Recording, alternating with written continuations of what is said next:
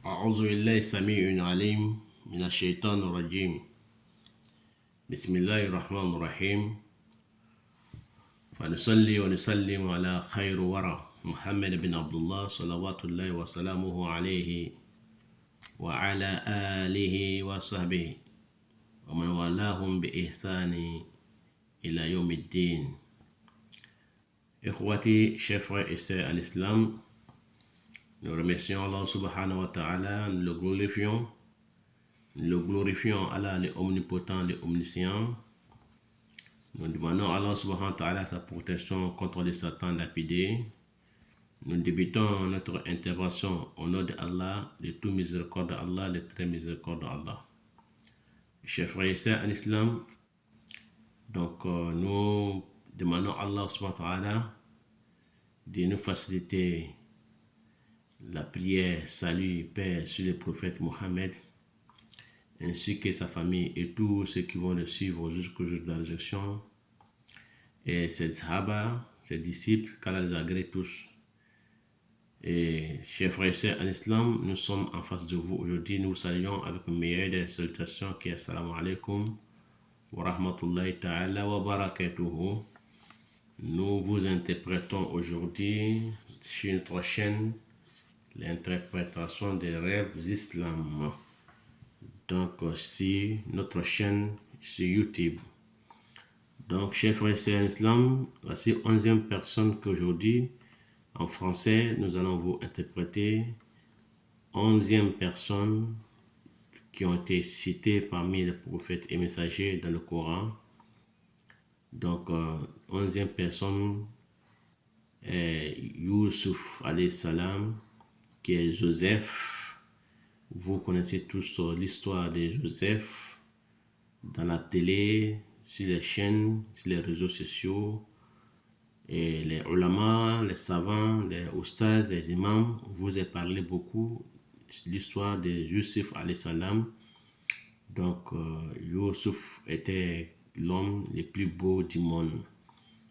Donc, Yusuf, comme a dit le prophète Mohammed sallam, Yusuf, sa beauté était 99%.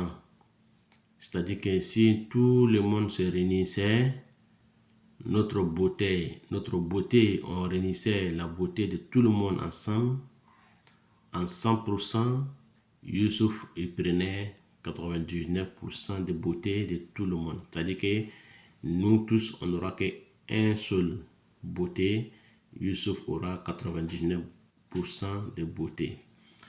Donc, on a demandé au prophète Mohammed, sallallahu alayhi wa sallam, et entre toi et Yusuf, qui était le plus beau? Puisque le prophète Mohammed était beau, joli et très très beau.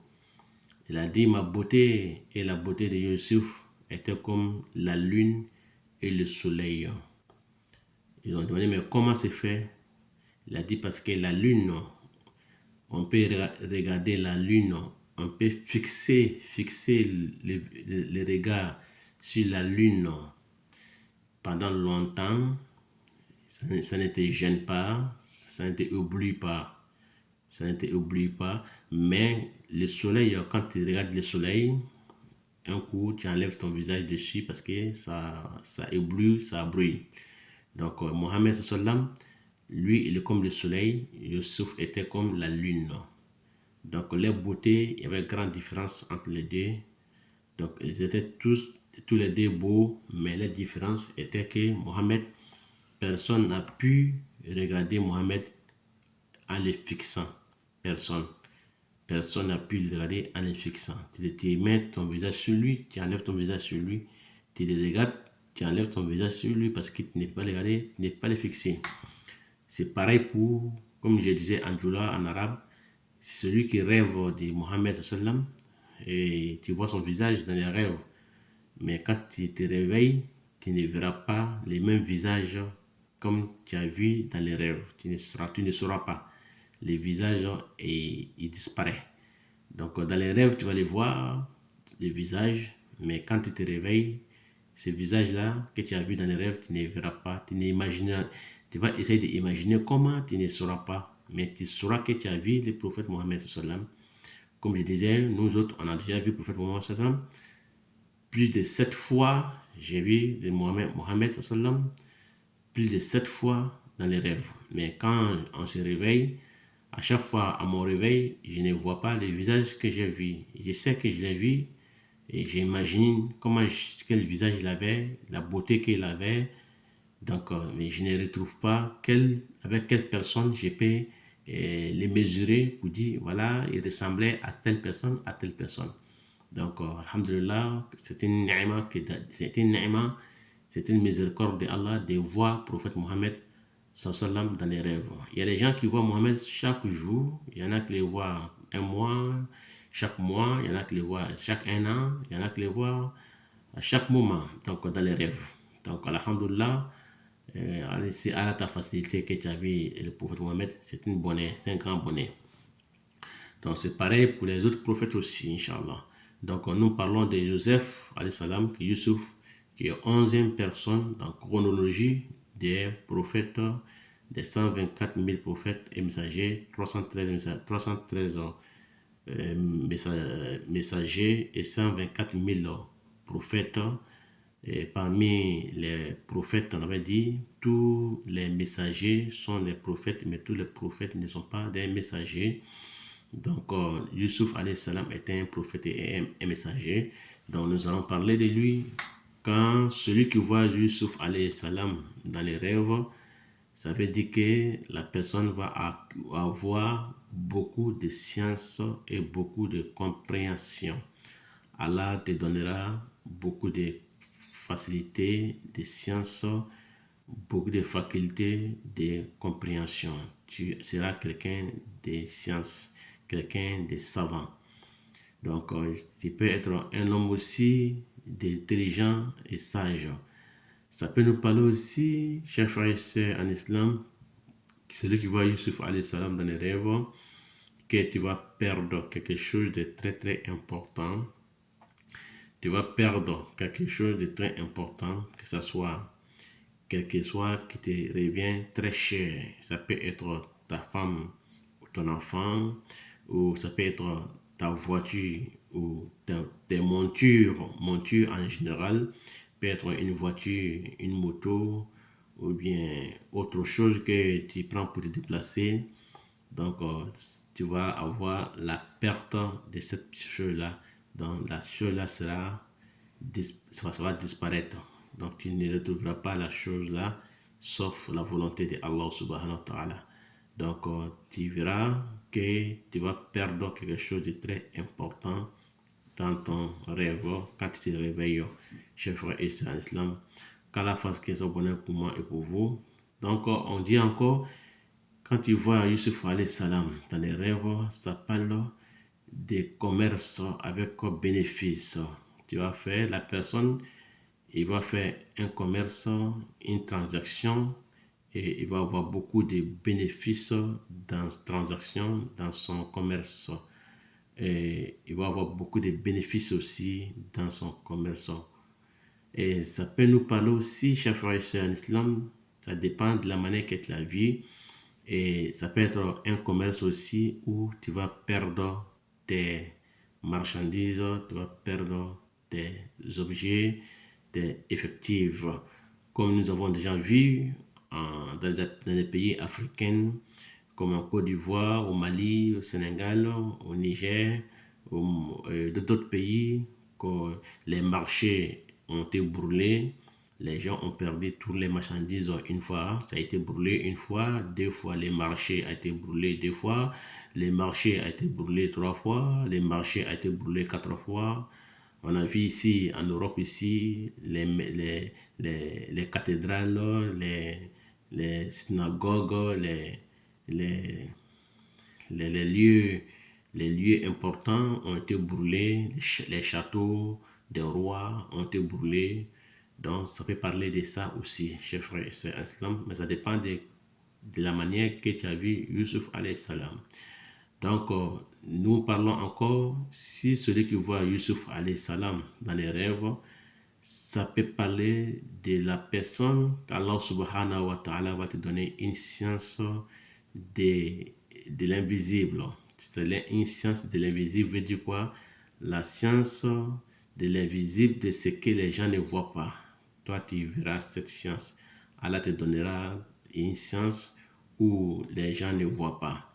C'est-à-dire que tu pourras parler même avec les animaux, tu pourras parler avec les créatures que les gens n'arrivent pas à parler avec eux, comme un animal qui parle, tu attends parler, comme Suleiman alayhi salam, le roi Salomon, il parlait avec les animaux, il parlait avec les djinns. Donc, Inch'Allah, toi aussi, Inch'Allah, Allah pourra te donner la science de la connaissance de parler avec les animaux, des créatures qui sont pas nous, comme nous, êtres humains. Et ça peut parler aussi que Allah subhanahu wa ta'ala peut te nommer un chef. Tu peux être un chef, un roi, un président, un ministre. Tu peux être un député, le maire, un général, un maréchal. Et tu peux être gradé. Ça peut nous parler aussi, chers frères et sœurs, en islam, des échelons, des grades au travail. Tu seras gradé, tu vas avoir des grades, des échelons dans le temps de travail. Tu seras un homme respecté, un homme de gloire. Ça peut nous parler aussi, chers frères et sœurs, en islam, de quelqu'un qui sera débarrassé du mensonge. Donc, débarrassé du mensonge que les gens ont menti sur lui et il a été accusé de mensonge. Donc, il a été accusé de quelque chose qu'il n'a pas fait. Allah subhanahu wa ta'ala va te purifier, va te clarifier, il va te éclaircir. Donc, les gens verront la vérité après mensonge. Donc, tu seras débarrassé des mensonges. Et Allah subhanahu wa ta'ala aussi peut aussi t'éloigner des catastrophes. Quand il y a catastrophes, inondations, comme les Katharina, comme les cyclones, comme les Kark, tout ce qui est catastrophe naturelle, tu seras débarrassé, tu seras éloigné, tu seras protégé, ta famille et ta maison et tes affaires. Ça peut nous parler aussi, chers frères et sœurs en islam, de la protection de Allah subhanahu wa ta'ala. Tu seras protégé par Allah. Allah subhanahu wa ta'ala va te protéger contre tous les mal visibles et invisibles. Tous les gens qui te font, qui sont proches de toi, qui sont tes ennemis, qui te font croire qu'ils t'aiment, Allah subhanahu wa ta'ala va te débarrasser de les ruses. Tu seras débarrassé, tu seras protégé par Allah, tu seras protégé par Allah de leurs ruses, de leurs mensonges et de leurs calomnies. Et donc tu seras un homme protégé dans la protection d'Allah subhanahu wa ta'ala. Voilà, chers frères et sœurs en islam, c'était l'interprétation des rêves de Youssouf, alayhi salam, Joseph, le fils de Yacoub. Donc c'était 11e personne que nous avons trouvé parmi les prophètes. Donc à la face que ça soit bonnet pour moi et pour vous et pour tous les mondes dans ce monde d'ici-bas et l'au-delà. Wallahu alam. Très prochainement, nous allons passer avec notre interprétation des rêves. 12e personne qui sera, Inch'Allah, Shu'aib. Shu'aib sera 12e personne qui était le gendre de Moïse.